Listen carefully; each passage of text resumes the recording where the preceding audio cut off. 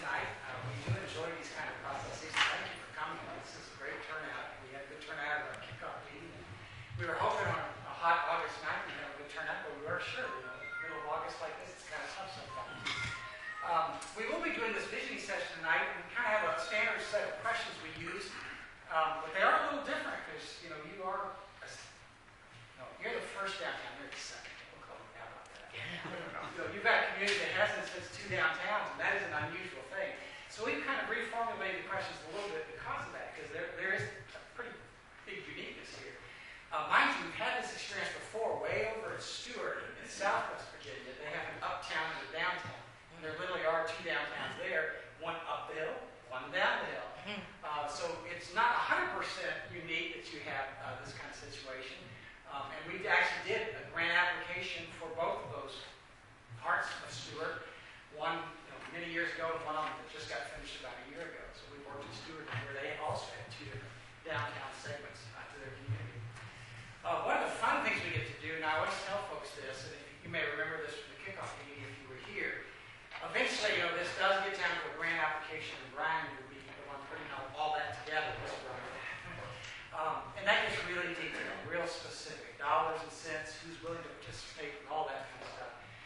This whole economic restructuring piece that's kind of pretty much done on the front end, though they can overlap and probably will overlap a bit as we work through the process. It's more, I like to say, the kind of free-thinking, fun part of the process. We don't have to worry about as much about details. And especially tonight, we don't have to worry about details. And that makes it a little more exciting because we can think a little more freely and really envision what we might like to see in your community in 10 years or so. Part of what that does, actually, we have not drawn a final definitive boundary of what the project area will be. That will eventually have to be done to submit a grant application. It has to be here, here, here, and here, and you're going to do these things within that boundary, though it will be generally, the Belfield, area. The nice thing about not having drawn that yet, especially this point in the process, is we want you to think within that boundary for sure. That's the majority of what we ought to be doing. But feel free a little bit to think just outside of that boundary, because there are some things that might impact here that are done just over there, and vice versa. If I give you an example from this past year, we did a grant application for downtown Keysville. You know where Keysville is? We call it one of the major crossroads of the south side of Virginia. It really is actually. There's a number of roads that come together. The two federal highways and the state road that come together there. But one of the things that came out of the envisioning sessions and all the work we did together on the economic restructuring piece was a structural issue they had in their city code for the entire city of Keysville, or the town of Keysville, related to what size parcels could you build a house on. Because one of the things they realized is we don't have enough foot traffic in our downtown to do everything we'd like to see done here. We just need more bodies. And yet their code required lots to be of a certain size to build a house on, and the house had to be of a certain size. And in this day and age, with everybody downsizing a little bit with the economic crunch and not necessarily wanting to build as big a house as they were building 6 years ago, that's a problem. Especially, they had some retirees moving in, and if a retiree wants a smaller house, it's a problem because they have to build a bigger house. The code said they would. So when we did our economic restructuring, of course, we concentrated on the downtown of Keysville, but we made suggestions related to things that were outside the downtown area, that being one of them, to kind of free up the town's code ordinances to allow for denser development. Therefore, there would be more warm bodies in downtown Keysville. So we can do that a little bit tonight. It's kind of think mainly within this Belfield area, but think right outside the edges if we need to, especially if it would help this area thrive. Okay? So, our first question then.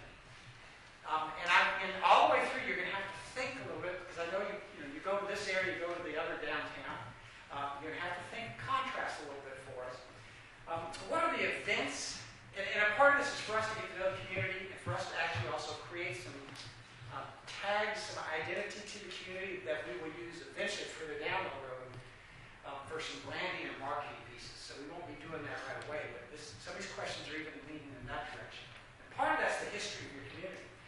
So what is it that makes Belfield Belfield? What are the dates, the events, the people that make your community here what it is today? And again, some of that could be history that overlaps to the other parts of town. some of it would be unique here. We certainly want to hear the uniqueness of this part of it recorded. So what are the dates, the people, the times that make Belfield, Belfield?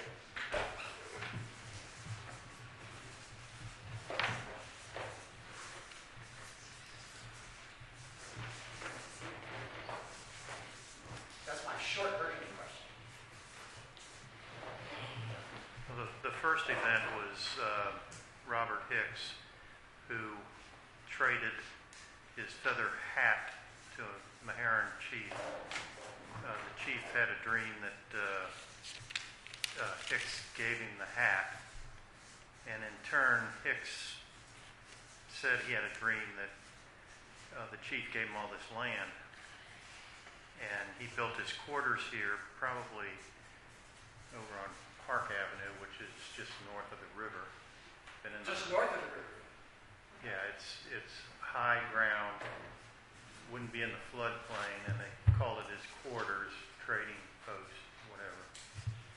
And then several other folks had that afterwards. There was Robinson, there was a racetrack there. Belfield Stark, which I believe is the namesake of Belfield. I don't know if it was a last name, but I think it was named after him. Belfield Stark. Stark. With an E on the end.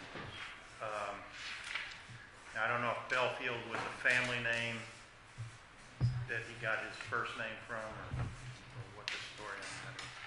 Does anybody know the history of the word Belfield then? It's his first name. Yeah. No, I'm just saying, if anybody knows more about the history of that name, Belfield. It sounds like it's named after some other place. Well, like a lot of times they, England. or a last name of his mother or something. So is it fair to say the town of Detroit started here on this side of the river? Well, no, it was twin towns. They're twin towns, right? It was south of the river. It was Hicksford, Belfield. I think Belfield came first. That's what I was asking. I mean, Belfield. not Belfield itself, but the trading post of Robert Hicks Right, on the that north side. Hicksford came from. And Craig, a good source of some historical information would be Cecil Reed. He's a historical society. I know there's some books on the history of Victoria and Belfield and Hicksford. Cecil Reed will be a good resource for us to get probably some of the background on Belfield and how things began here. And I have those books in my office. Oh, okay, cool. But pick out the best couple and we'll borrow for them. All right, what else? That's the long ago history. Think up to even the last 20 or 30 years from now. And it could be good, it could be bad actually for that. History is both the ups and downs, the ins and outs, the good and the bad.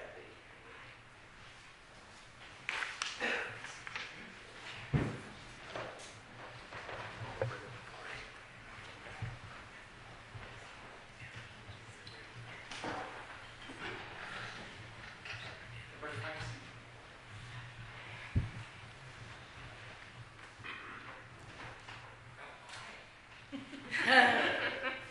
Sure.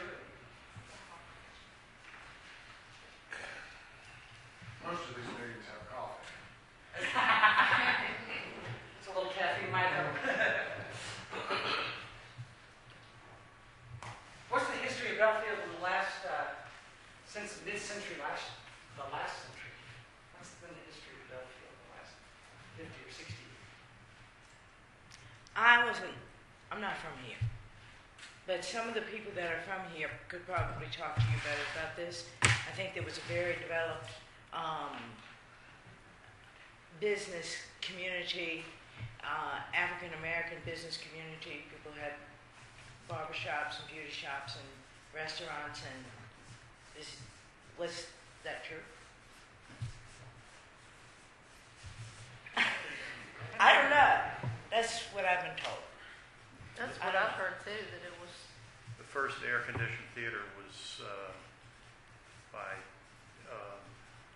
Joyner, Dr. Joyner, and that was an African-American theater. And it was where? It was on West Atlantic, I believe. East.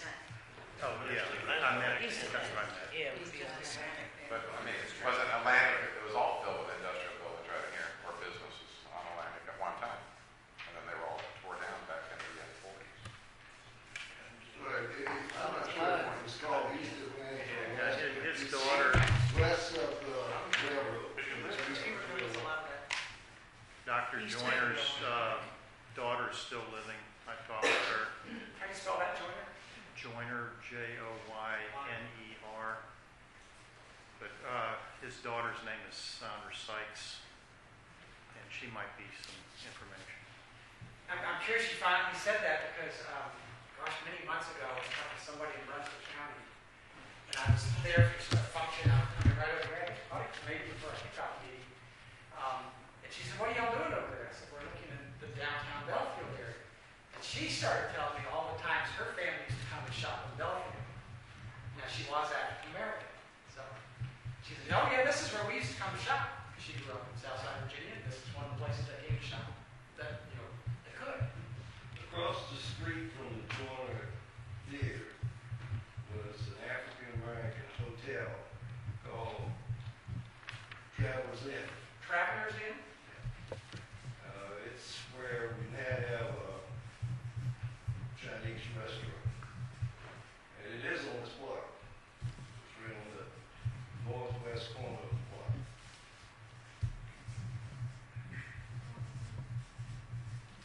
There was another such place on Halifax Street, on the other side of Halifax Street called the Dewdrop Inn.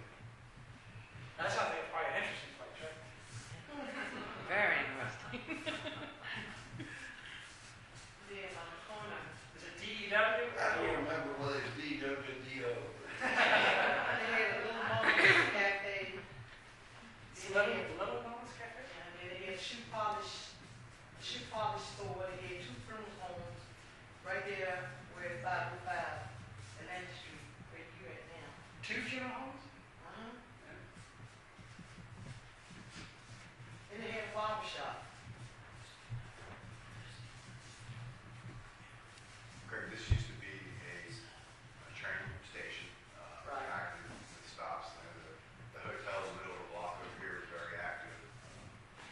I can't give you dates related to that, but folks here probably could. Across the street was Blues. They had a shop in the So recently that was, it's still there. What's the name of your hotel? Hotel Virginia, Hotel. yeah. It's built 1904. I saw the pictures y'all have there. The inside of it was a hotel. It's pretty cool. According to Eugene Bloom, he tells a story about every weekend, people from North Carolina would catch the train and come over and get off right here, get their liquor, spend the night at the Virginia Hotel, and his family lived in the next block, and they used to sit out on the porch and watch the North Carolinians come over and have fun.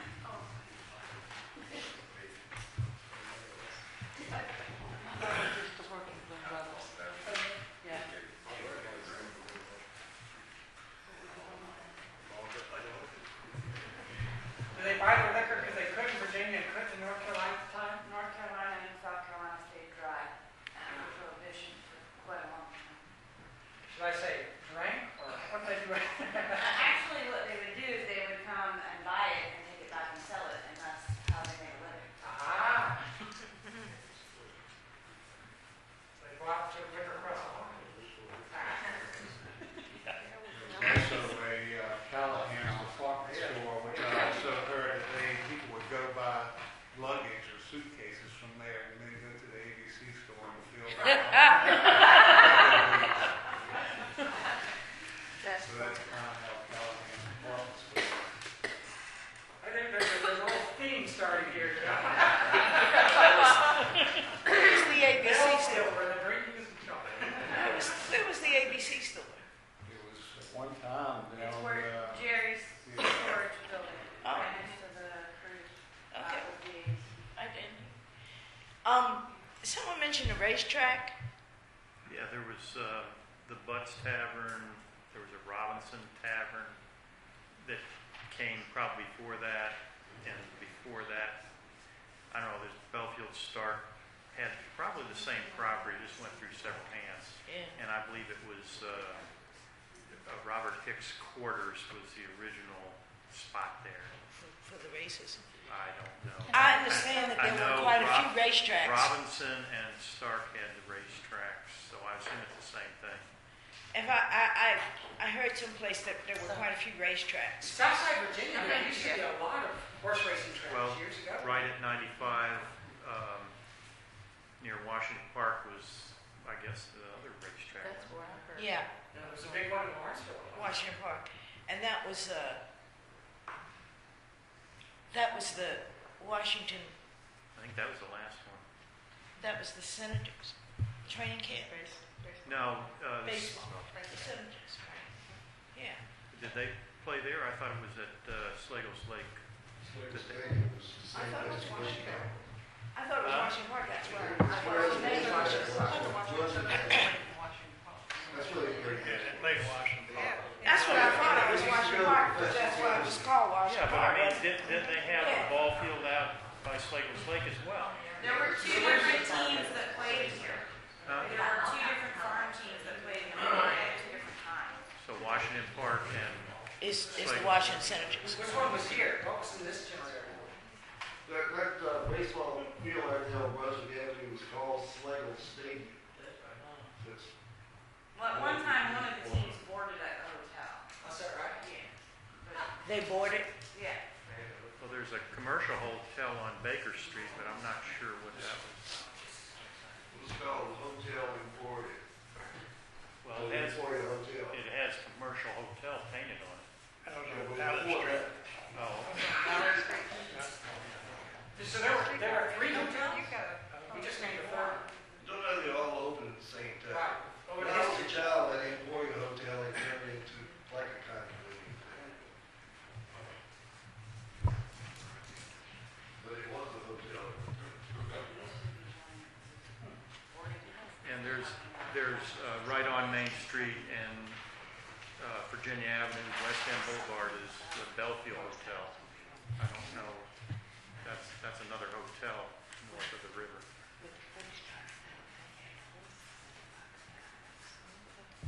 And they used to have a restaurant with that. Yes, sir. They had Cato Cotton Gin on Atlantic Street. That was like on the gin. Cato's? Cato.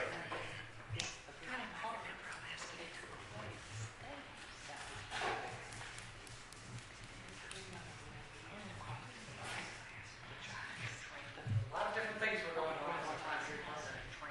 Yeah, I remember back when I was a kid, they used to have a Ford dealership where the fire department is, Oh, okay. and Western Auto department store. Got a little football outfit. Do you have any pictures of you in your football outfit? Not that one.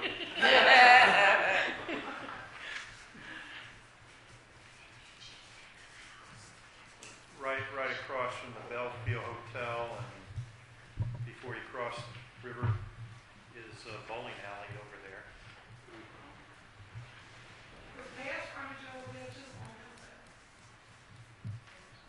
Past Farms was right there on Baker Street. It was, yeah. Baker. Baker. And I also think back in the day, sometime in the early 1900s, the parking on this street used to be angled, Diagonal. is angled instead of parallel, which is kind of cool. Yeah, that's an interesting thing. Angled parking's beginning to come back. Partially it's coming back in order to host events like cruising and things like that. Currently, Halifax is not wide enough for anchor parking, according to the Virginia Department of Transportation. Yeah, they have very strict. Because we looked into that. Back then, all the engines were steam. We had a big water tank here, and one just past Virginia Avenue. Had two. Northern Bank.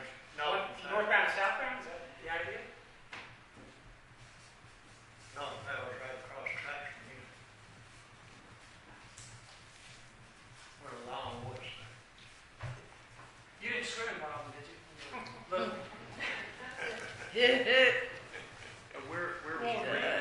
Where was Green's livery stable? I know. On the outside of town. What actually is. One are in the Verizon. Right at the railroad. Hicksville That's what I was Avenue, thinking. right at the railroad track. Do you know the name of that? Yes, sir. We got another, I'm right down livery stable. Don't forget there's a pool room on Baker Street. Related to the house on Park. Pool room on Okay, Baker he had a coal yard. Favorite hangout. Pool room on Baker Street. Pool room. It was There was a a pool room. brick making Pool place room on right Baker Street. on the other side of here. Cold beer and Big things. pool. I seen them in the video of the tank. Yeah, I've got that bid. Across the street from, That was right over here. I have to look at There's a that bus video. station on I that. can't remember exactly where. Is it the only bus station in town? Over there. I think on where Bus the station in Kansas. funeral homes are now. You think over there it's been torn down? Yeah, It's on the it- other side. Yeah. I know in that video it was a brick place and then it was Coca-Cola plant Yeah. and Pepsi. I think it was Coca-Cola. If you don't mind, I mean, that's a lot of stuff. I'm going to shift gears and go to the next question. We may be here a very long time. We are outsiders to you guys, that is Ryan and I. What do we need to know? Give us the real skinny on what it is about Belfield that we need to know in order to be more of an insider. So what's the insider skinny on Belfield?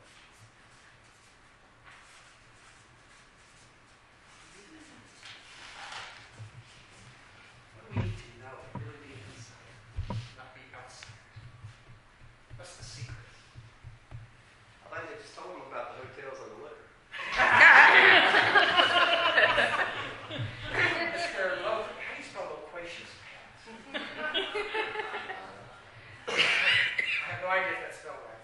You did. You Yeah, I think it is. got it right. Did I get it right? Yes, it is.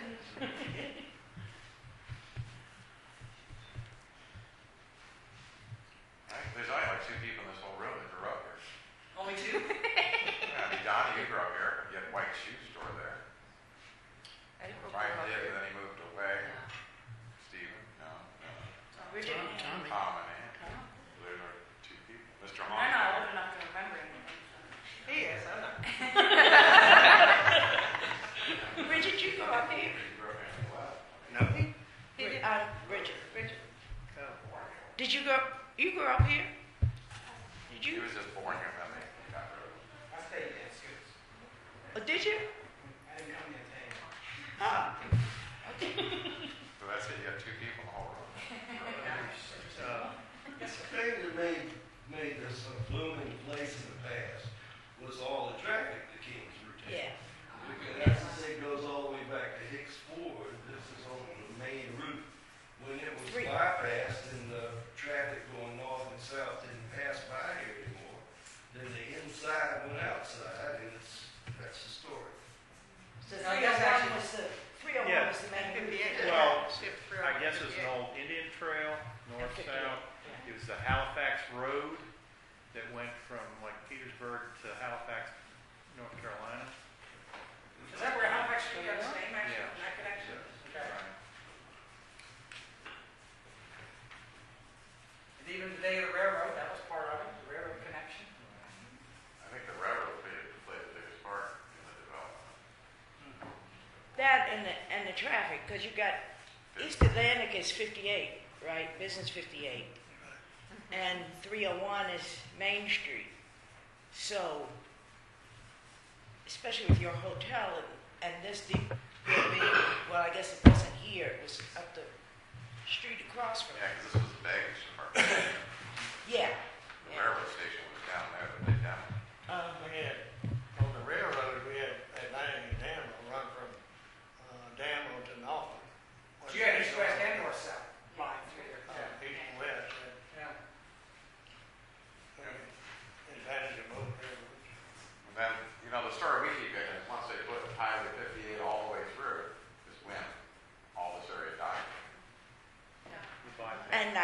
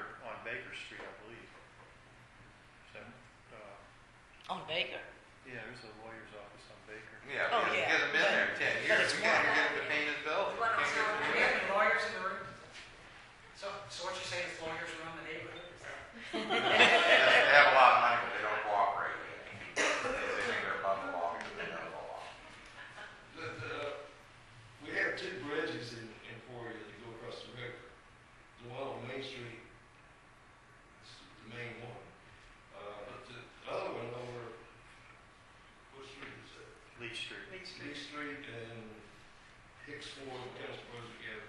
That was the old river bridge. And it came before this one, and traffic at one time didn't cross that what's now Main Street. That's before my time. But came up Halifax Street. Yeah, it came up Halifax where the railroad crosses, and then from there was a wagon bridge as well. During the Civil War, that was burnt to keep it from getting the railroad bridge destroyed. And it came the way south. Halifax came from the river and went 45 degrees to probably about the post office before it started going south on Main Street.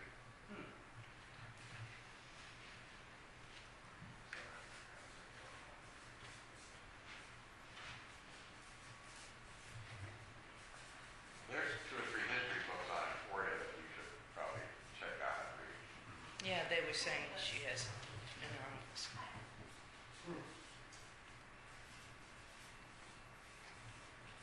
Sounds like we're about to experience your wonderful rail corridor here in just a minute. Every 20 minutes. Well, let's shift a little bit. I mean, this one, Steve started hitting on this a little bit. What makes this area truly distinct from South Bay? What are those big differences that make this?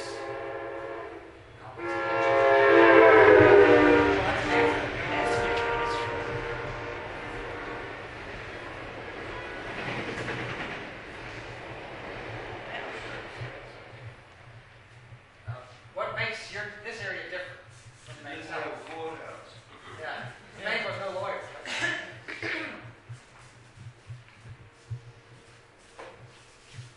I really just think in the last few years, this area is finally starting to come alive.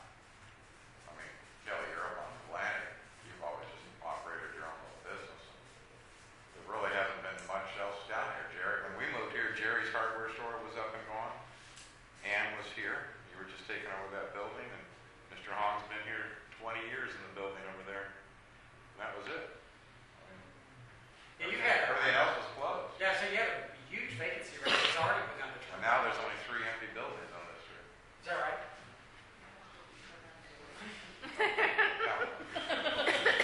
We did the city.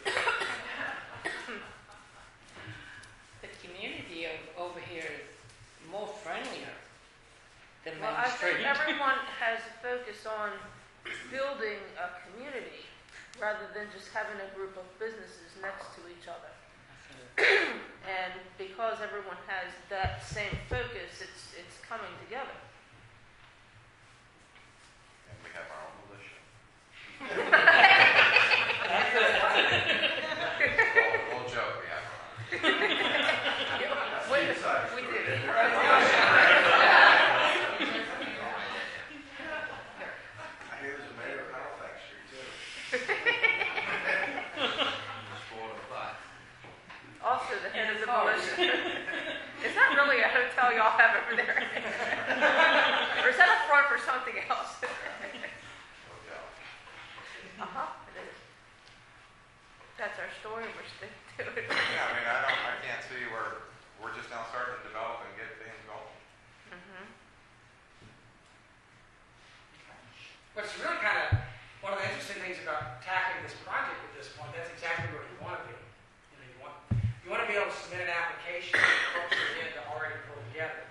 If you submit an application and it's very clear that this community really hasn't rallied together yet, it really tends to show in the application.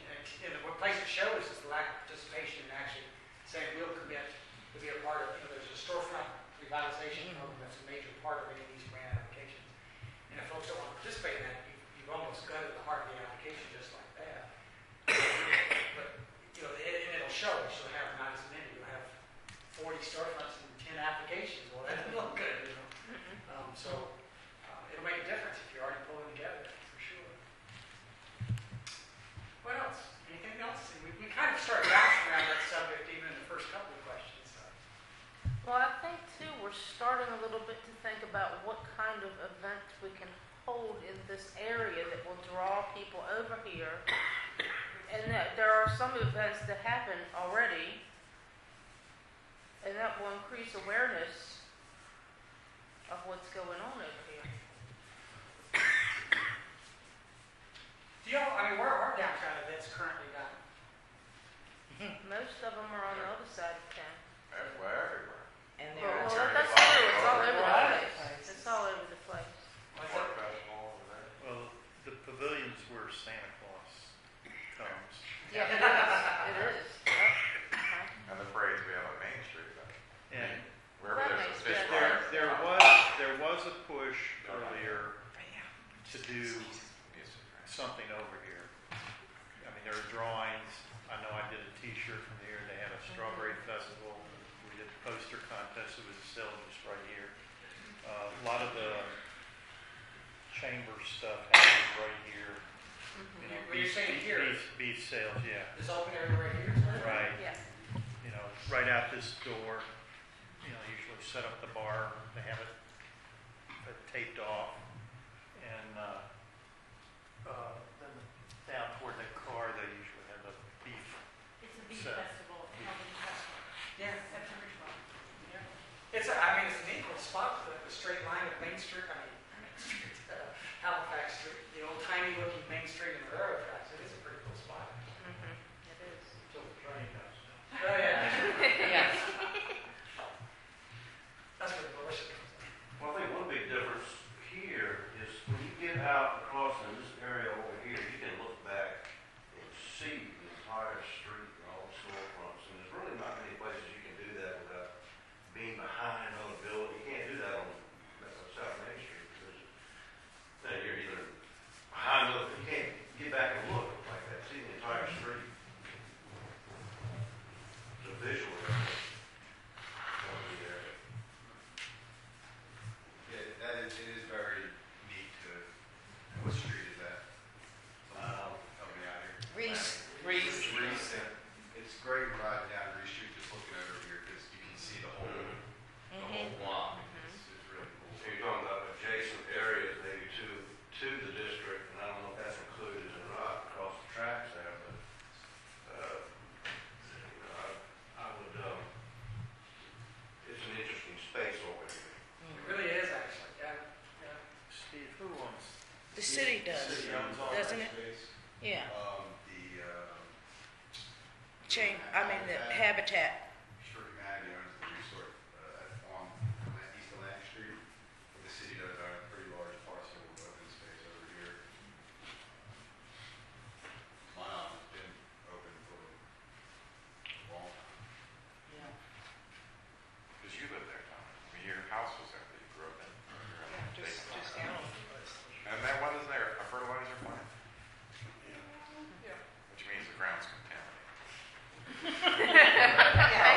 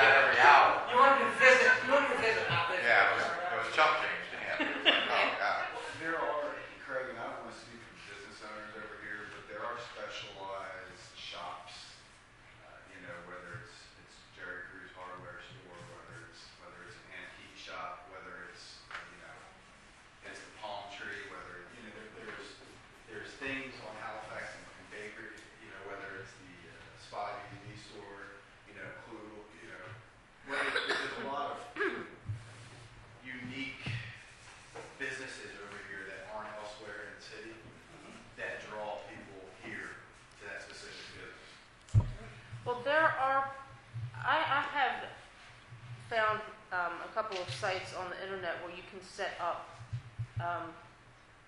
One of them is what's it called? Google Maps for businesses or something. Anyway, you can when people are coming near your town, they can Google where's the thrift store, where's the coffee shop, where's the this or that, and it will come up with you if you have set up your site there. Right.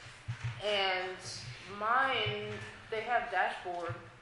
And being a historic district, you can also do that on the Virginia tourism site as an individual business in a historic district. You can put a picture, you can put your hours, you can all kinds of little stuff on your little site. But they will tell you how many people have found your store on the internet. And I've got just a little bitty store, and because they're looking for thrift stores, mine's a consignment store, but at the same time, I listed it as consignment and thrift, $50 to $60 a month. Find the name of my store just on the Google site. They find it or come to the store? They find it. It doesn't get enough requests for directions.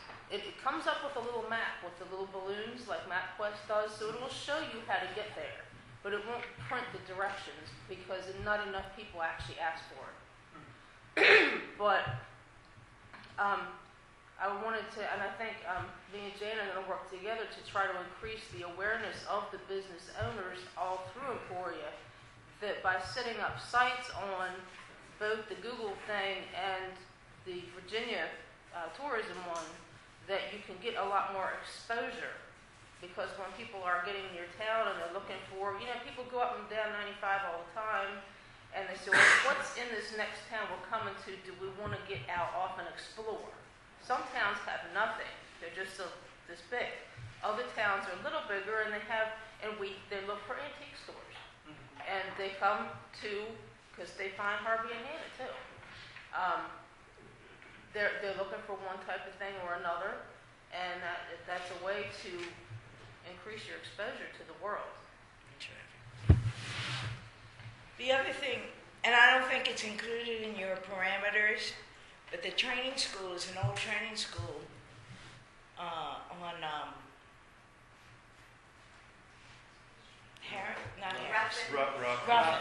on Ruffin Street. And That is, how? isn't it listed with the? But it is an historic site. It's what? An historic site. Now, the building is not developed at all, but it could be. You're talking about the Rosenthal High School up here? Yeah. Okay. Yeah. The training school. And anything you And have then where like the that training schools developed, were people all look for throughout it. this southern Virginia part. So the Because I know building's there's still a- there, just hasn't been It's prepared? a It's very closed, bad I'd say shape. 15% of it is still there.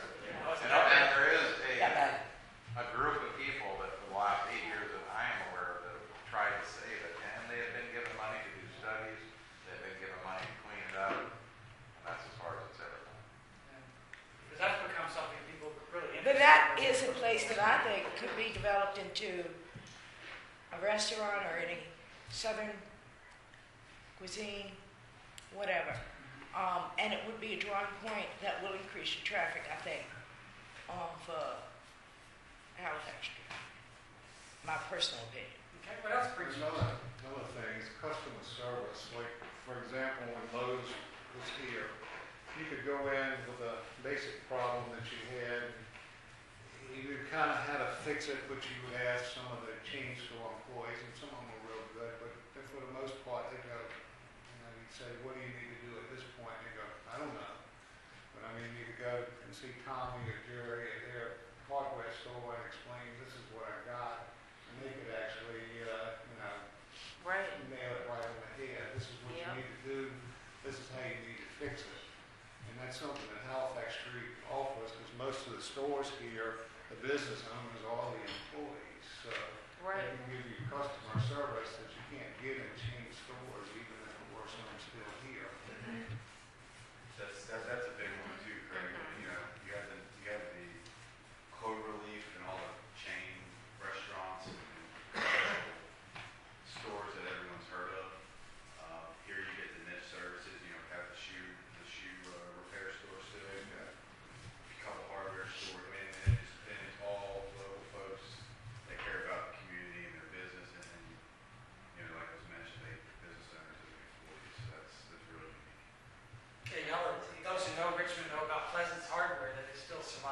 Richmond, in spite of Lowe's and Home Depot and all that. And their main building's right across from our office, for that matter.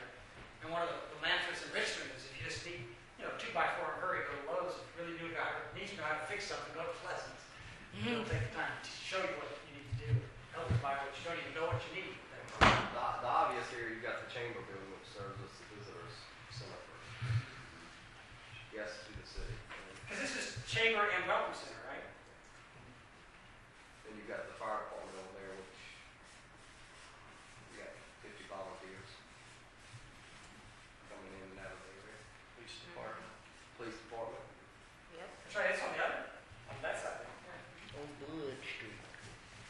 Well, what you were saying about a restaurant, if you had a restaurant that wasn't a chain and was also maybe like you said, southern restaurant, that people might be looking for something a little different, a little interesting, or a pub, not that I'm big on pub traffic, that sort of thing, but it might be a nice thing to have. Based on my history, it's going to have to live. Yeah. Good. I'll be closed before they get drunk anyways. You know what?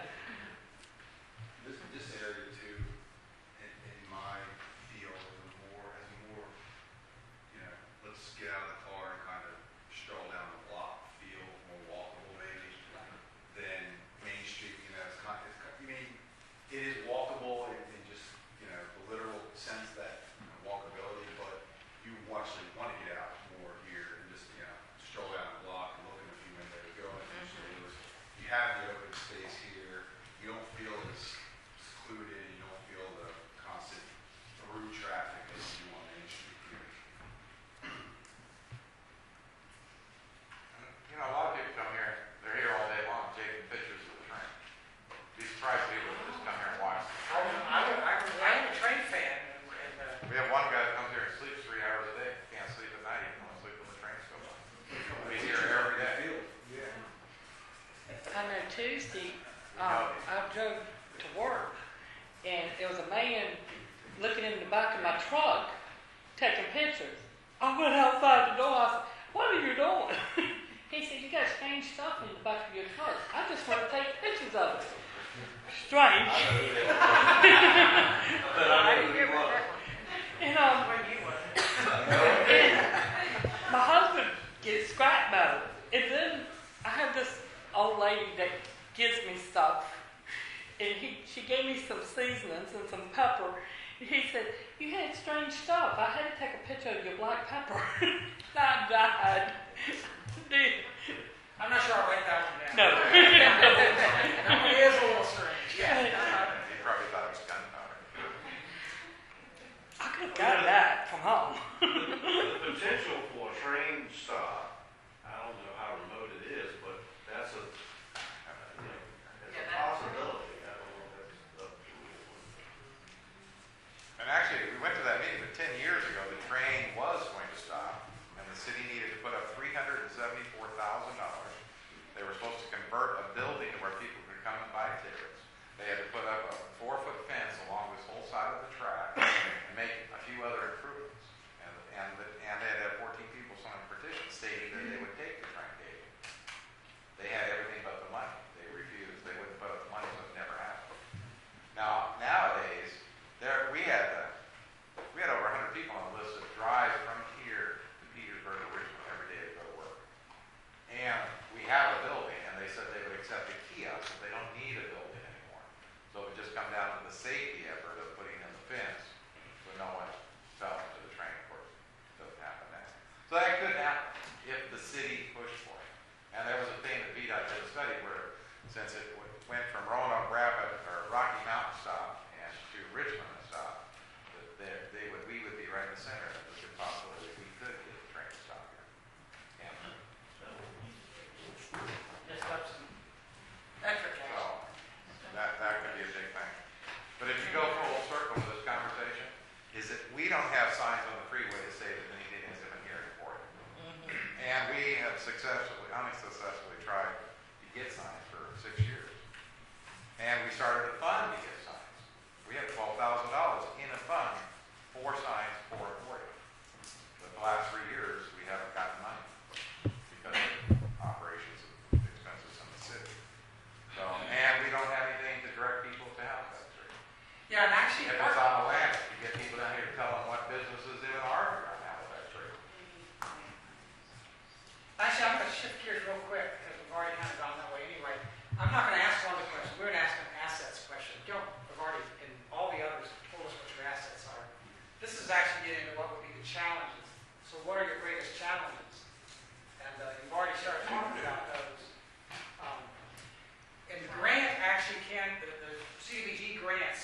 can be used on directional signs to help as well. It can't be a major component, but it can be one of those smaller components to help. And I know Galax probably did it downtown. With a local artisan, we were able to do a wonderful downtown directional sign. And it really, it just sparkles. It's great. So. Well, didn't you say too that in March of this coming year that the money could be put out and then could be redeemed back once the grant came through? That we can start saving our receipts and then. Oh, yeah. Well, in terms of participating in the storefront improvement program, you can count backwards for any improvements you have made. And for those of you who are building owners, hang on to your receipts. Don't let them get away from you, because typically a part of a storefront program is you need to match the money in some way. Now, we haven't even gotten close to designing what our storefront program would look like here. But there's always going to be a match component. And the match can be repairs you've done. If we submit in this coming March, let's say, that we'd be counting all the way back to this summer for potential things you've spent money on between now and when that grant goes in. The announcements are in June, so that's the year we're talking about, July to June, next June. So hang on in this past few months and all the way up through this thing going in, and make sure you keep up with your receipts, because that can count as part of the match. But it's only 1 year back, right? Yes, It's 1 year for us, 2 years for the city. for the locality, yeah. Well, you remember this. Yeah, I did. Yeah, that's an important thing to remember. And of course, most business folks are keeping up that tax purposes and all that kind of stuff. Just make sure you do. The other thing is that right out here at the border, there is a welcome center at 95 that if we put together a brochure, we could have out there for businesses and direct people to Halifax Street as opposed to 11. And they do that. We have a brochure out on the board that we had printed and put down there, and the ladies always, if they're looking for antiques, they give them one of our brochures. Tell them where. Well, I was going to say for the entire area, the Belfield area. See, now we find we have enough people to do something Yeah. like that here in this. So what are your greatest challenges in developing? It's like that. Now, that wouldn't be a challenge if we had the train stopping here. Right, exactly. Getting customers, traveling, that's,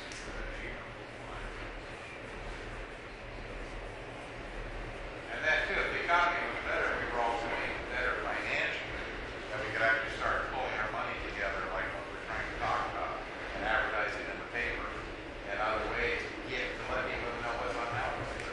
We've had people walk into our store and walk up and down the street where they said they grew up here and they've never been to Halifax. Or they never knew our store was over here. Well, and we're talking a lot about Halifax Street, but with Baker Street being empty Oh, and no, so Baker run Street's down good. looking. I mean, that's our next thing, is because I have it on here that, and if it comes back down to Brian and Steve, that we were going to demo the Pear building. Is that still slated to be demoed? Pear furniture right here? Still slated. See, because the girl closed escrow the other day on the Western Island, on the hardware store. So they're walking in here with $1 million over a period of 2 years to do what we did. Right. And they're going to live above in 2 apartments and have a third one to rent. And they're putting in, they're going to have 3 businesses. And one of them is a franchise of a yogurt shop that she owns, and then her husband and his partner own another store that could be open to the people. Which building is this now? It's the, it's a Western, wasn't it Western Isle Hardware? Yeah. But Now, you have to that's get the Marcus store, whole wasn't it? area to where Yeah. it's not just Halifax Street, but that whole, Yeah. Well, that whole Baker's area always been that kind of needs like to our come area. back to life. But we needed parking, so that was the whole point. If the Pear building goes down, it goes into parking. That makes a And that's then a good idea. I the hadn't girl heard about finally that. showed up that owns the Continental Hotel. She showed up the other day because the city's written her so many letters. She Well, said she was that's good. coming back with full force to talk to the city again about getting the hotel back open. But now it's been another Because 2 the more months. things you No have show. to offer people and the more variety, the more are going to come. And once they're out of the car, they might as well look at a few other things. What is, That's usually where's the what it Continental is. Hotel? The Belfield? The other hotel right here. Belfield. It's commercial. No, the other one, yeah. Commercial hotel, they're not owned. They got a good thing. Yeah, they had a rib restaurant there for quite a while. The Jack, Big Jack brand. So what are your other challenges? The biggest challenge? The biggest challenge, as far as I'm concerned, we do not have a Main Street program Oh, okay. that I think we need, this is my opinion, I don't know about council, but we need to apply for Main Street status and have a, Yeah, More at structured. a minimum, as part of putting in the grant application, we would ask you to at least get affiliate status. We have. We have affiliate. Oh, you do? I thought we did. We do. Okay. and the city, for whatever reason, back in the day pulled out, but we need a very structured Main Street downtown program. And I also believe, and this is a conversation for another day, that the city, the chamber, and the EDA need to sit down and talk about who handles what function. Get a little bit more coordinated on things. Agree. I mean, because a lot could happen here in Halifax Street. One time they bragged that they used to have block parties once a month. And they closed down the street and everybody came in black and white. And it was great. So, I mean, a lot of good things like that could happen because we've got the environment here to do it and the businesses to support it. I think the good thing for this area, I mean, we have a lot of individual identities, but an identity of Bellevue, or whether it's a brand, or whether, what it is that this entire district can call their own. Whether it's just like Bellevue, so we have individual identities with individual businesses, a kind of a collaborative, vision. So what do you mean, Steve? Like we should be called Belleville? Well, Like we could break away from Emporia and have our own little system? well, kind of what I'm getting at is, is this an artsy area? I mean, is it just Bellevue? What's inherent when you say Bellevue? What is it about this area that really is the calling card as opposed to just, I'm going to see X business or Y business? So it'd be like a downtown shopping center. Is what we would ultimately like to go. Well, that is all part of that. Yeah, that's all part of that Main Street thing. Yeah, the Yeah. Main Street, if you follow and y'all know about this, if you follow the Main Street, the 4-point Main Street approach, every issue you put on that list takes care of itself. So that's what you really. Now, there might be infrastructure issues too, because I know a building that I'm trying to rent has had to have a new water main. And there's Water been- main or Water main. Yeah. There's no flowing water in the building, and they're having all kinds of issues with people with easements and one thing and another, and that needs to be, that could pop up anywhere in an old area like this.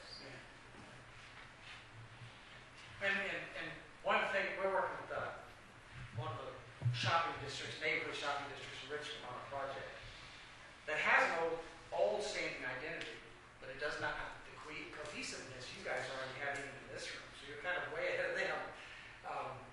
One of the things we've already started saying to them in the process of working with them is you've got to do that first. There's no point putting money into an area where the merchants don't work together. And there's not a joint effort to bring up the whole area. So it's really an important piece. Other challenges? Then we shift gears, keep honoring our time. If you were to close your eyes and envision what you want to see here in 10 years, what would you see? What would you like to see? A lot of people. Robust economy. Oh, yeah, that's it. A wide variety of buildings that are, have And A services. robust economy. That's it, I yeah. mean, the last few years, and I talked to everybody in Halifax Street, the economy has dropped large percentages. And again, this year, I mean, it's, Yeah. people aren't traveling. I mean, gas is up and down. Money's scarce. People are scared. But we can use that to our advantage. The fact that they're not going to count that. Well, I'm sure a lot of people from here go to Richmond and Petersburg to local shop people. every weekend. Right, They don't that's come it. to downtown areas. Yep. But we control them. But they go to Petersburg and Richmond and Roanoke Rapids to the movies, because we don't have a theater. That's it. And they go skating, and they go bowling, and they go to We a go lot to of Sam's things. Club. You're right. Yeah. Yep, They you go are to the right. big store. Good luck. And they burn the gas to get there. Yep. Yeah, I think part of that, and it's not just, I think in small town cities, people, it's a psychological thing, people just like to go out of town and draw something to do. So you're always going to have that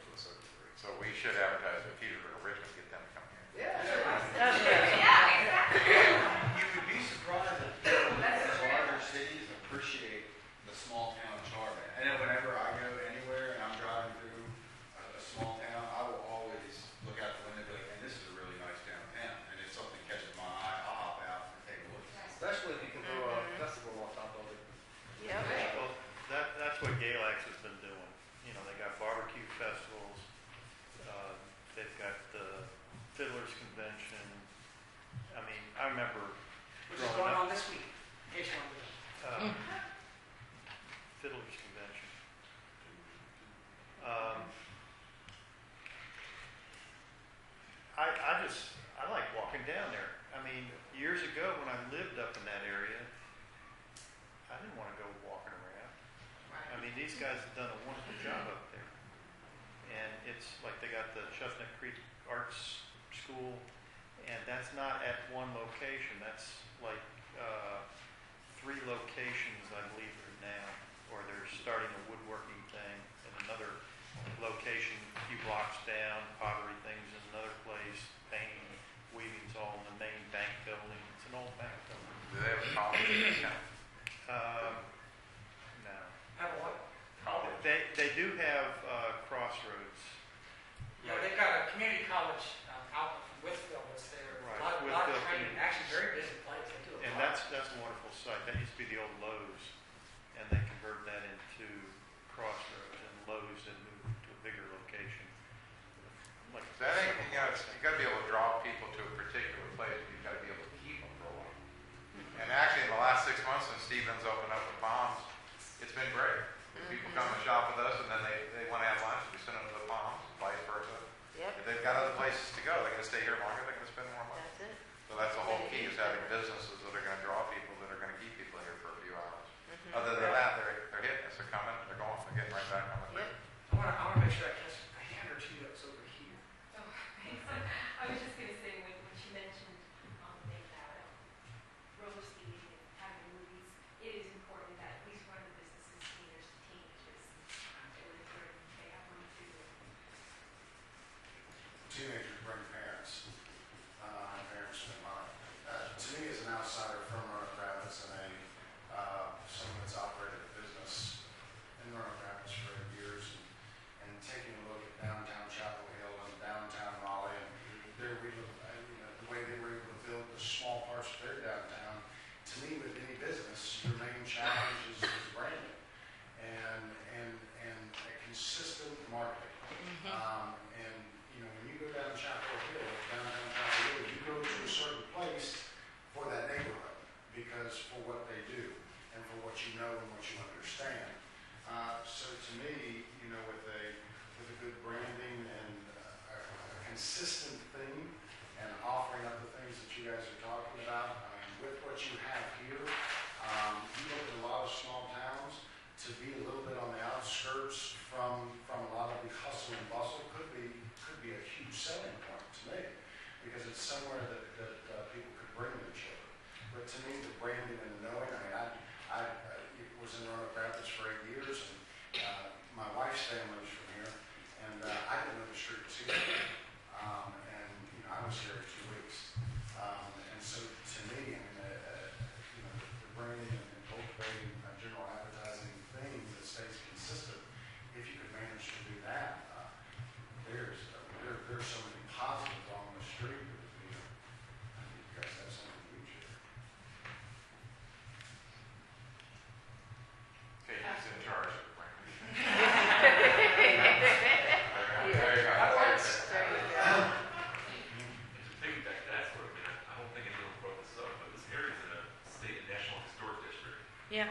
So I mean, in terms of branding and marketing that, I mean, that in and of itself Yeah. is a huge selling point.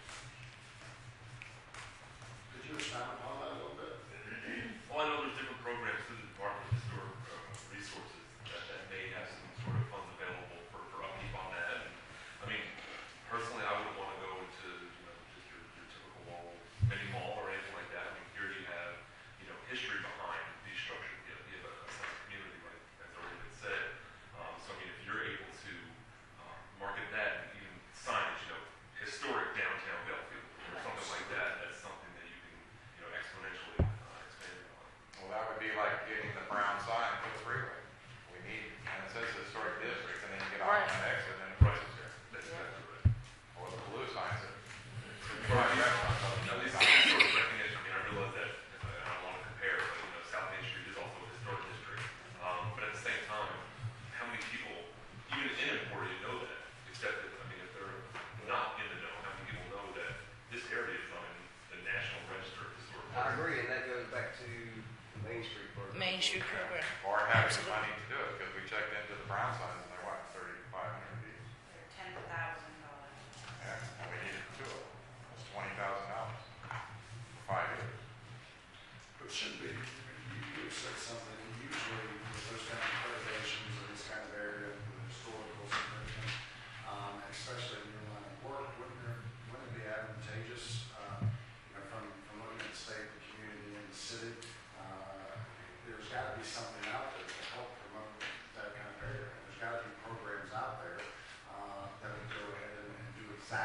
you're asking for, or at least subsidize it in some way, form, or fashion, I would assume.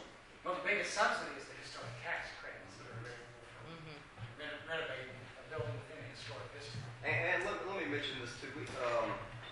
Back in '07, we put in an application for enterprise zone. So as far as state incentives go, the most advantageous grant program they have in Virginia for downtown areas like this is the enterprise zone program. The state, through its budget cutting process over the years, has whittled those, whittling those down to about 30. And but the city and the county is in the process of possibly applying for one here shortly, and this area will be included in that. Now it is probably unlikely to be funded this year or get a zone, but perhaps in the future. Yeah, well, and we're working on this, and the Department of Housing and Community Development does have their downtown, revitalization grant program, which is, this process is going to lead into that application, which would assist in some of the storefront redevelopment, and additionally, possibly revolving a loan pool and some residential components above the ground floor. We do a lot on the city's end, whether it's viewed in a positive or negative light. We do have a pretty strong property maintenance program also. For years, the code wasn't enforced, as it probably should have been. And we do, look to keep the buildings that are in decent condition, in that condition, and get the ones that aren't in good shape, up to code. The whole issue with that, if y'all have heard many times, we have one code official, we have a part-time city attorney, and I remember when I first started with the city, the city used to put $4,000 a year in demolition, and that basically tear down half of a commercial building.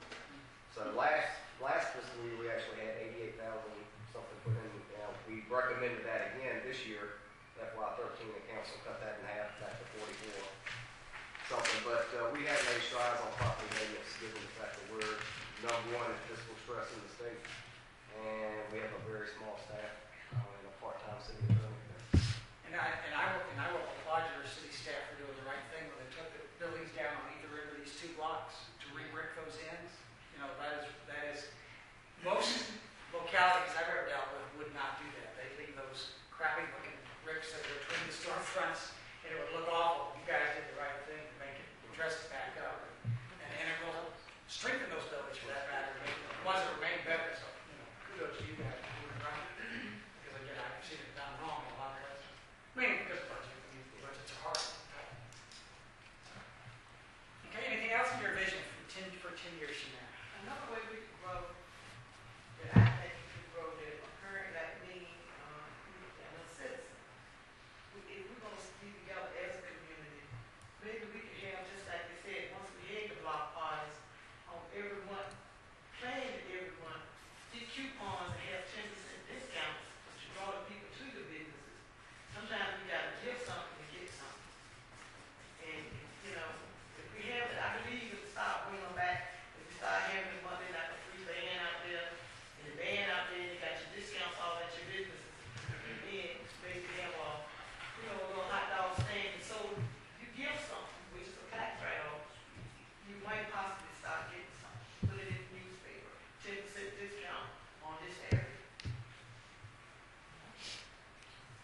Somebody said earlier, consistency. You try something like that one time, you don't have that great a turnout, and then everybody said something about let's do that again, and you didn't have that great a turnout the first time, which leads me back to Brandon.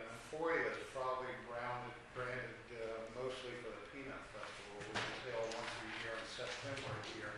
And the Boys of people come out for the whole weekend, bike races and the parade, and then vendors in the back in the post office area. I mean, the streets are filled with people that entire weekend. I mean, people Except stand that on all that. the businesses close.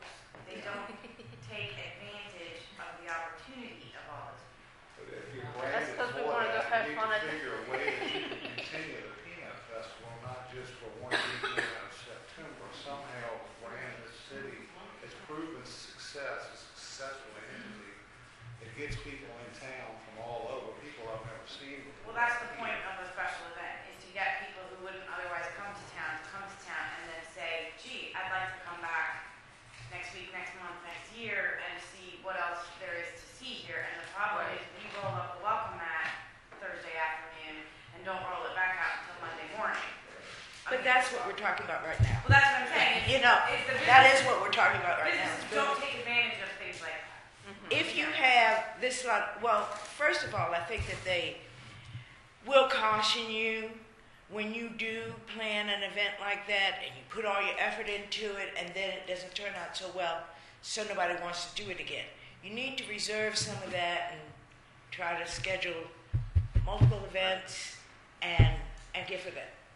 We have this lot over here, the city has this lot over here, there can be plans made for that. I think if we use the strategic lot space that we have, on that corner over there, I think, and I've said this to Brian, I think it should be maybe a water park, skating rink in the wintertime, a water park in the summertime, something that brings the kids in. Kids come in, parents come in, and they spend money. Some open lot But it somewhere needs could to be used as a something flea for the market, kids, I think, to pull the kids in.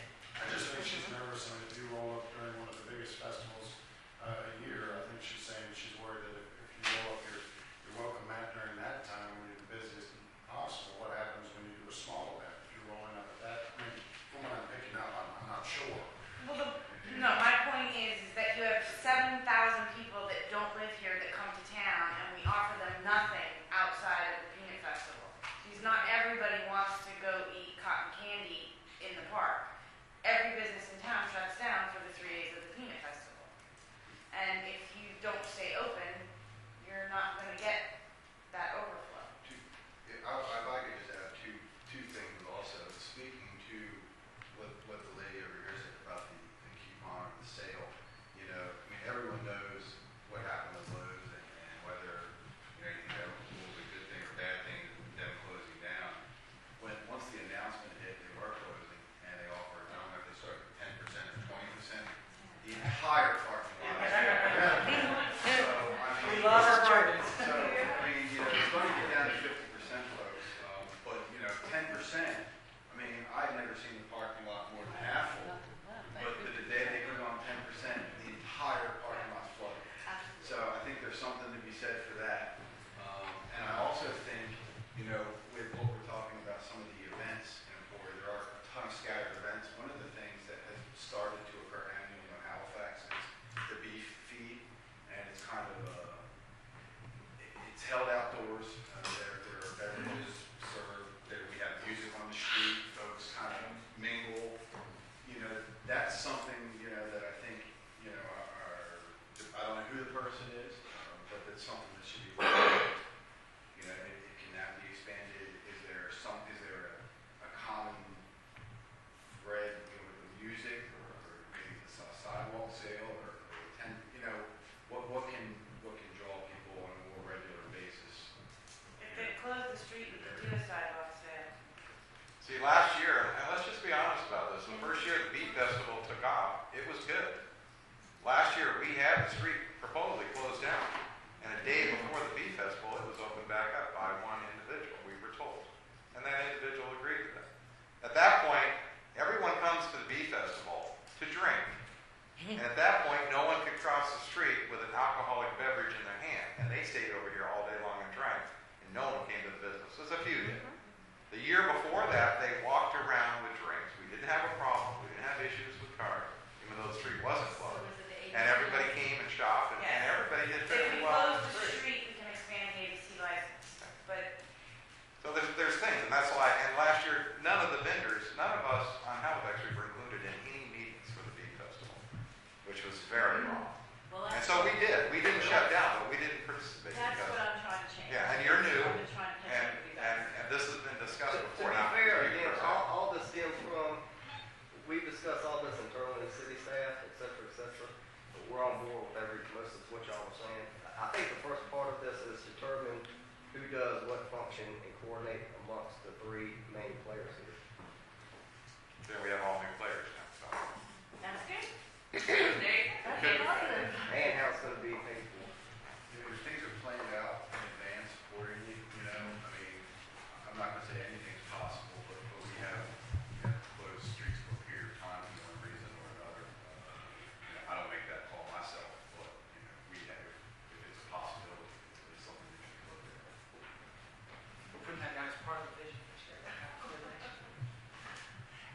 tell you a really interesting story, and I'm going to shift gears and go to the next question.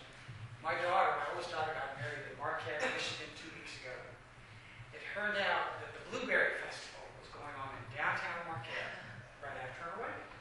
So we went and all walked through the Blueberry Festival, and she was in her dress with her flowers and everything. It was kind of funny. Hey, did you get married? Mind you, every vendor on the street at that Blueberry Festival could have been the same mix of vendors anywhere in America. There was absolutely nothing, I'm talking 100% not unique about their Blueberry Festival. Now, fortunately, all the businesses were open. That's where I spent most of my time looking at businesses, because in the festival, there was nothing I couldn't see anywhere else. So it was really it was almost a bizarre kind of thing for me, because I think blueberries, Upper Peninsula of Michigan, this is going to be kind of fun, cool. Nah, it was really kind of strange. So that whole event planning kind of thing, and doing it right, so you get a return group every year, or even new folks, because that's what you really want. You want to mix some new folks every year. It's a tough thing to figure out how to do that right. And I think, at least in that case, from our experience, they were missing the boat for sure. And it looked like to me it was all locals because of that, because they'll come because they live down the road, but they're not, we were outsiders, happened to be there. They're not going to attract the outsiders that you really want to bring in to an event like that. It's kind of almost bizarre, actually. And also, can I just say this too? And to let you all know, this is while I have you all here, one of the first things we did when I came here is we just called Mary Woodruff to see if we could be on the home tour this year, the Christmas home tour. Because I thought that way, if we decorated this building and we got people that might not know about Halifax Street, it's a whole different breed of people that would come downtown and would see you all have your businesses open.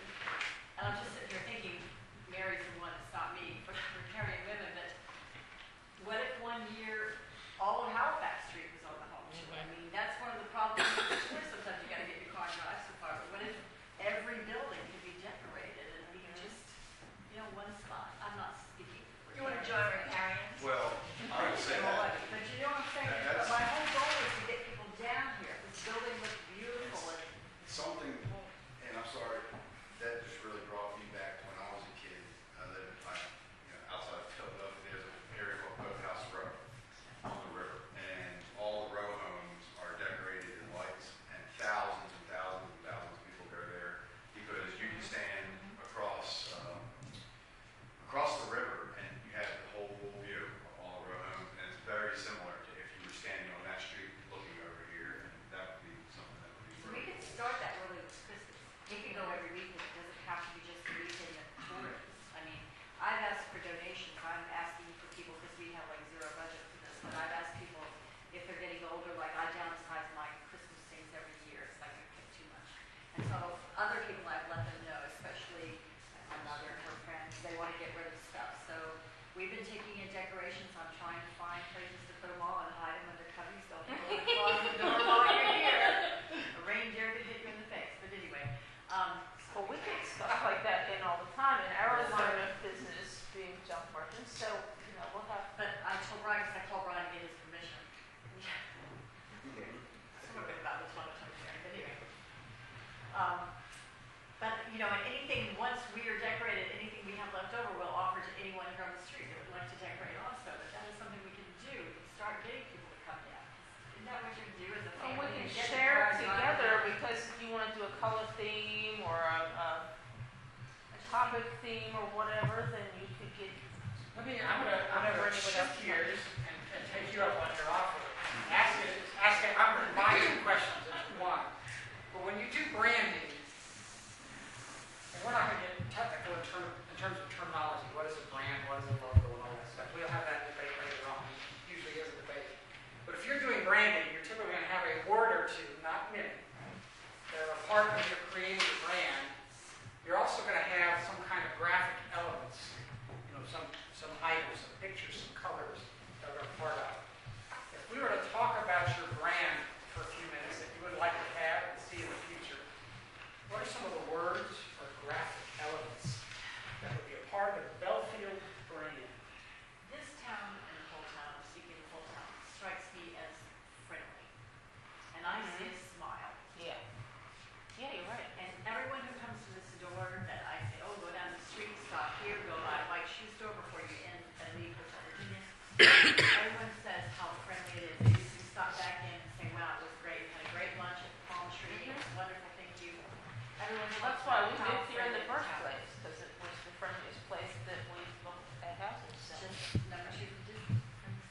Other words?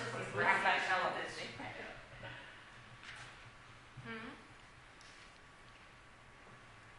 Help develop your brand. I guess in terms of a brand, we really want to be unique. I actually went to a conference about 2 weeks ago, and it was about that exact sort of thing, the branding.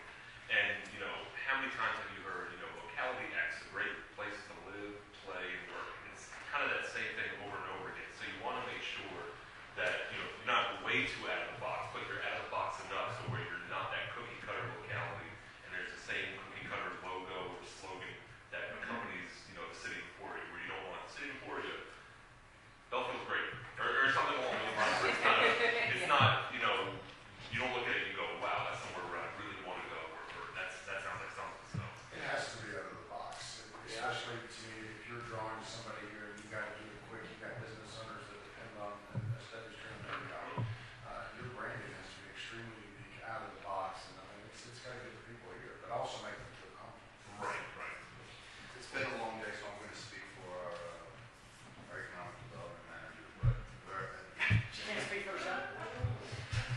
You're reading my mind, I guess. Belfield, history, hospitality, home. Triple H. History, hospitality, and home. And home. That's good. The town of Smithfield is actually ham, history, and hospitality. So I just wanted to throw that there, make sure that, you're not focusing all on that, but Maybe it has Understand been. why. just want to throw that out there. That got good. Absolutely. So.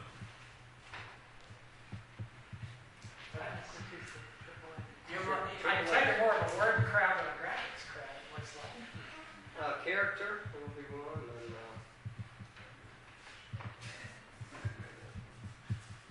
eclectic. To me, guys, like sitting here, Yeah, eclectic. sitting here and hearing the train, sitting in the train station, and that sticks out. To me, it does. By walking down the street, and that plays exactly what you're talking about. Because the train's part of history. It's the reason why it was here at one point in time. I don't know, but to me, that's what sticks out. That's what makes this unique. That's why you can see the building. Is that a graphic element or? Train routes. Yeah. I don't know how many of you guys have taken your kids to train tracks to see the kids, to see the train go by. To me, it feels like an old hometown, and that train, it hits real well there. It just pops And out. then what he said, when he's standing on the street, looking at the scenery, it brings back memories. The scenery. Is that what We you're get an old steamer and park it out here with a coal car behind it. There, Craig, excuse me, there is as far as graphics, back when Emporia was in the Main Street program, we had, and I'm pretty sure most of the Belfield and Halifax business owners have seen it, there was a rendering drawing done of just the Halifax storefronts from, like, if you were looking over there, and it's framed in the municipal building. And that, if that doesn't, that could be a logo for Yeah, basically the shot of the. for a redevelopment authority, a logo for how the PhD, it's just, it's small town, downtown, mixed use development. It's built with sidewalk, it's walkability, it's.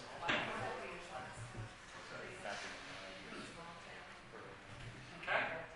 Other words, other graphics. Trains, trading,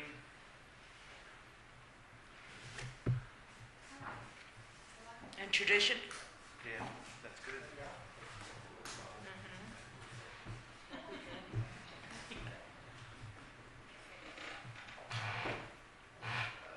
You're over your liquor past, is that? Yeah.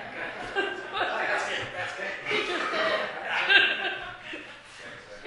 Well, we actually have the best liquor story ever during the Civil War. It's called the Hicksford Raid, or the Applejack Raid, where the Union came down and got into the Applejack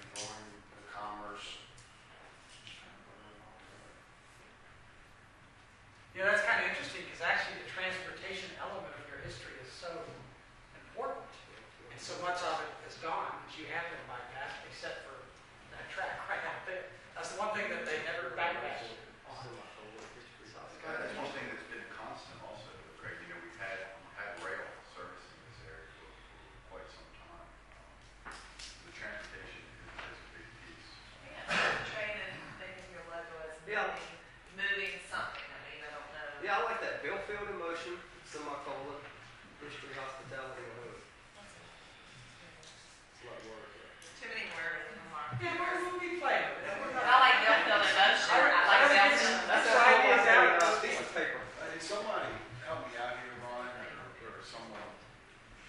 The city of Emporia, or the town of Emporia, or was it Belford that was actually named because it was a place of commerce? Is Emporia? That's important. Emporia, the name Emporia. even though I guess we were named after Emporia, Kansas. Yeah. The word Emporia Goes back to Latin. is Latin for a place of commerce, or Like Emporium or something. Emporium, yeah. Well, I'm gonna ask one more question then. This kind of goes to the old City Slickers movie. Remember that line in the City Slickers? There's one thing.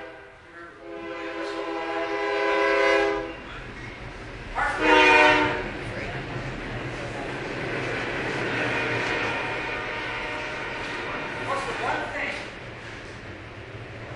that would make the biggest difference? If we weren't to do anything else, and you might have several one things. What's the main thing? Where do you go? Is that the number one thing?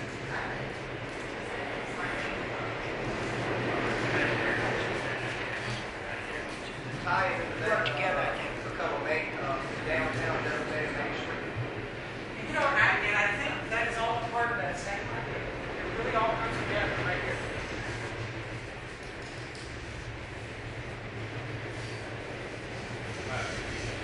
Everyone can work together and just can't accomplish like one thing. Like if the train would stop. If the train could stop here, it would bring in new people and it would send out old people. That's the main goal. We can all work together. If you don't have people coming and they don't have money, you still won't accomplish it. That's it. This is the main artery right here. That's right. You gotta stop. And then the second part about that is regardless of the train, is to get people from there over here, which is 95, 58, whatever.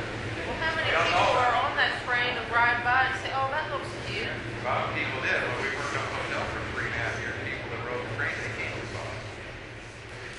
They were finally the ones to see what it was. Yes, you can draw people, but you've got to be able to sell them. I think you're spot on. You need to get traffic from 95. That's right. That's the basic. Which comes down to a sign campaign, because once they see a sign, people will get up. That's the only thing that I mean, if you from an outsider's point of view, even though I've been here a ton, if you just drive through, you would think that Emporia is a fast food mecca. It's a hotel mecca. That's all you see. The only thing A bedroom that you community. see is that here you go, you can stop, you can sleep somewhere, get a bite to eat, and that's all they offer. Whereas, for those who actually have been here before and live here, it's so much more than that. So you really need some sort of signage or word other than what you see on 95. Or if we're allowed to advertise at the courthouse, so when they're paying their ticket, they would come over and eat. There you go. The court only meets on certain days, right? Right, and you give discounts on the days they meet. That way, yeah. Y'all heard of the megabus? Y'all heard of the megabus? What is the megabus? I rode the megabus as you ride from Richmond and Hampton up to Baltimore, Philly, New York, out west, down the road. And until the last week and a half, they had a much better reputation than all those other bus companies. They've had 3 incidents in the last week. I rode it to Philly for like $20. Really? They had one catch fire yesterday. They want to slam it up. Just for an informational item, a lot of what, just to let y'all know, a lot of this is what we're talking about is tourism. The city is actually doing in the county too, a joint tourism assessment here in September, 2 meetings, 11th and 25th. So, anybody's interested in attending, and I'm sure a lot of what's discussed there is reflected here and will be part of a tourism assessment for the city and county. Is VTC folks coming down to Yeah, Sandra. do one of those? Yeah. I would imagine that the proposed toll road is going to impact greatly. I mean, we can talk all night about things that we would like to see happen, but if that happens, he's just going to throw everything off. Yep. Yeah, it's. If anybody has a spare one, no toll sign will pay back to us.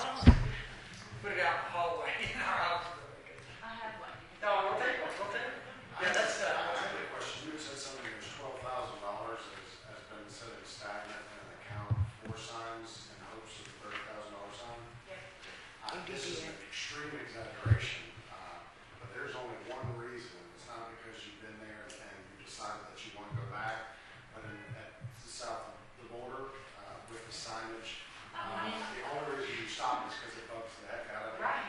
Well, it actually used to be a nice place. Yeah, well, it's not so much anymore. I've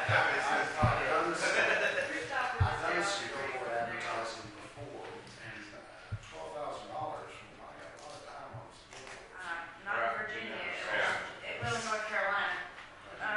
But, no, we were trying to get the supplemental highway signs, the brown highway signs, the 3 foot by 2 foot, and the problem is they're $10,000 a piece. And even to get the little one that just says historic downtown, that's $3,000.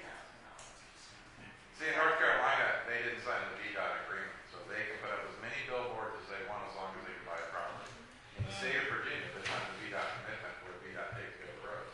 The only existing signs that are out there on 95 are grandfathered in from before that. Never build another building. So they're not allowed to put up any more billboard signs, and the ones that are out there Somebody wanted to are keep it $1,200 and a month. not that competition. There's only 3 signs that we could actually use going north and south. They're $1,200 to $1,500 a month. They're not maintained, there's no electricity. That's 4 times as much. That's absolutely right. So even for all of us to chip in on Halifax Street, it won't pay for itself. It's unfeasible. We need the freeway signs, and we need signs out the freeway to get them over to the church. Before I put my down, I can, because we've been at this for an hour and a half. I'll learn one thing. Yes, ma'am. Flea market. As an outdoor or indoor? Outdoor. Corner People lot. will come from miles around and they will make a trip specifically for The a flea flea market. That's the 2-word version of that 4-letter word sale. You say flea market, they're gonna come. They're gonna get off the highway. Our person from down Daylight Way, do y'all know what the biggest attraction in Hillsville, Virginia is? Labor Day. Flea market. Labor Day Flea Market. And they have a Memorial Day, which is not as big. They have 40, 50,000 people. And I had a former coworker who he and his dad collected old Mercedes-Benz as a hobby. Fixed them up. They bought a Mercedes-Benz at the Hillsville Flea Market. That's how big of an event that sucker is. But if you use a piece of land that way, if it was city property or whoever's property, you rent tables, you make money. Yeah. It's a money Yeah, but making use for drawing people to town. The main thing is traffic that you're drawing in. Right. Well, and done right, those kinds of events, although if it's a big one like that, they may be only certain time of year, but at least people know you're here after that. But if you have a spot like the farmer's market where you have one every week, then people start to know that. Yeah, the tarnish your branding.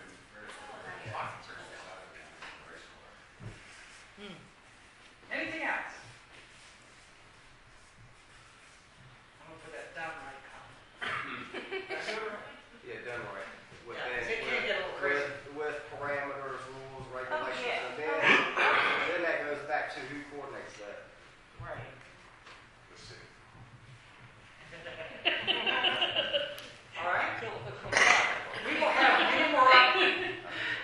This isn't the last word by any means. These kind of sessions and the stuff I've written down, these pads, is what I like to call the grist for the grist mill. We'll keep grinding away at this and kind of let this stuff perk a little bit. And we'll keep working at this. When we submit the grant applications, we have to submit the economic restructuring plan with it as a part of that submission. And that's what we'll be aiming towards. And we'll keep refining, working with that, and there'll be other chances for you guys to have input as we continue to work through this. And I do appreciate you giving your time tonight. This has been great. Can I say one? You should, Mike. What Leanne and I have to say about today's marketing is not so much a sign on the road anymore, although that has a lot of importance, but it's what we do through the internet, because people do go down the road and they are checking the next city out. And we have a speaker coming to our chamber luncheon Thursday next week, Tom Gandy, who is very well versed in this is exactly what he's going to be speaking on. He's speaking on promoting your business, using the internet to grow your business, promote your business, build yourself. It's not all about a sign anymore. Right. Oh, It's a sign on the internet. Let's see You're our all first. welcome to attend the luncheon. It's Thursday at 7 Hospital. Please RSVP by Monday because they're sticklers for me giving them luncheon, only $10, includes